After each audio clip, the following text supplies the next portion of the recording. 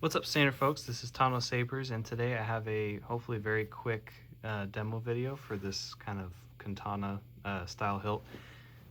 This was initiated by Mortis FM. This is actually happens to be a gift for somebody. I won't say whom. I doubt this person will see the video, but just in case. So he sent this to me and wanted to do a couple of things with it. Nothing too crazy, but we do have a fully removable chassis with removable battery, Profi V3, and he wanted an etch and some things added to this hilt, one of which is this etch right here, which is a Medical Republic symbol that has been acid etched. Thumb screw added so that you don't need a tool necessarily to retain the blade. You can still use the originals, but you don't need to. This one's enough. You got quite a bit of blade depth when you have the blade in the hilt. Let's see if I can show that. So the chassis lines up here, and you got a good, like, what, 2.5, maybe more inches of blade depth. So very stable saber when you're swinging it around. A little bit of light aluminum black weathering with some chips every once in a while. You can see, like, right here, some dings. Very light, but noticeable when you look at it close enough. And then on the grip too, a little bit of weathering on the high edges of the grip section here. Cobalt D-ring, as requested. I did drill and tap a screw to hold that in, so you can just take that off and actually take this D-ring off. So I didn't have a screw on hand to add in here, but this is what I had in terms of something toolless, rather. So you do need a tool just to take the pommel off, but if in the future it's an M5, this is what I tapped it for, M5 by 0.8 thread pitch. So if you're looking for a thumb screw, that's the kind of the specs for that. And then you can just take this off, which uses a 5/32 Allen wrench.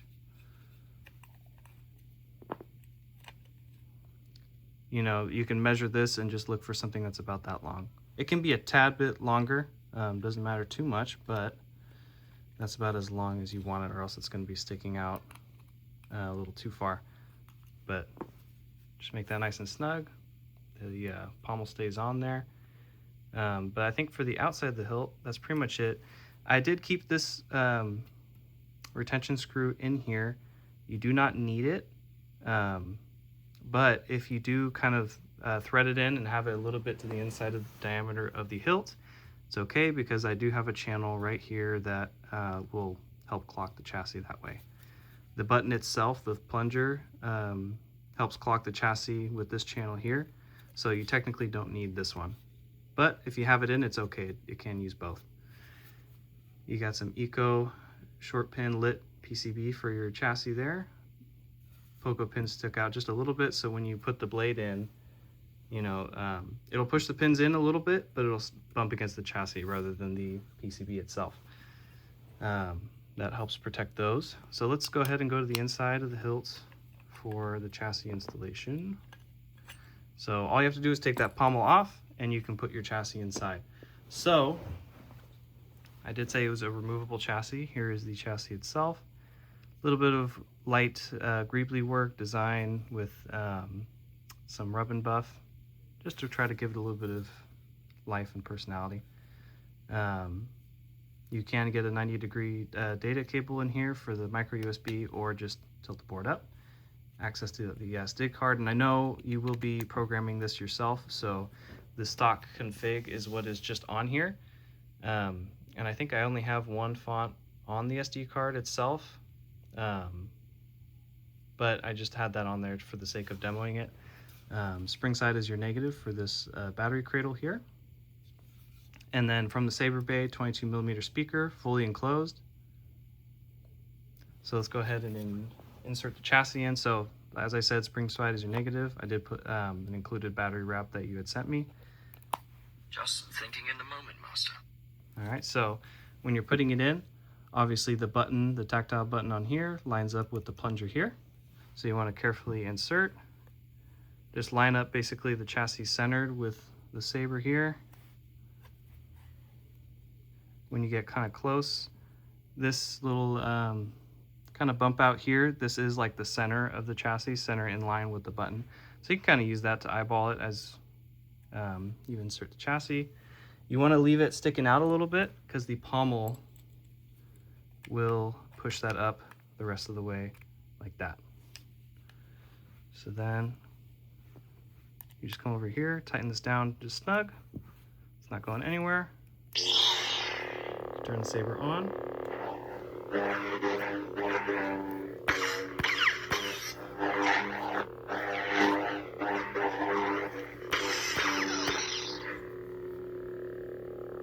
So this button config is a little weird. When you tap, it just turns it off, so I'm not sure exactly how to do blaster blocks and all that, but I know you're gonna probably use FET's library for the button prop file and, you know, for swing on and twist on and all that. So this is just basic. That'll all change when you do all that. So let's go ahead and put a blade in. I don't have a 1-inch on me, but I do have a 7/8 adapter and a 7/8 blade, just for the purpose of testing out the blade.